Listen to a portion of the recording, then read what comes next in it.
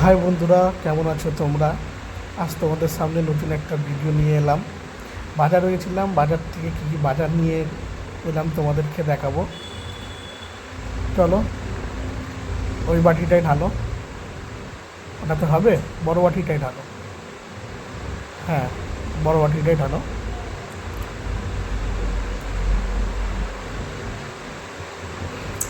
আহা, এই সেই চাপড়া চিংড়ি বন্ধুরা, একদম তাজা। প্রায় 1 কেজি মতন হবে। বেশ বড় বড় সাইজের চিংড়ি। এখানে 270 টাকা কেজি নিল। তোমাদের ওখানে কত করে কেজি যাচ্ছে কমেন্ট করে জানিও। আচ্ছা, পরের প্যাকেটটা বার করো। ওটাতে কি আছে দেখা যাক। ওটাও ঢালো ঢালো ঢালো।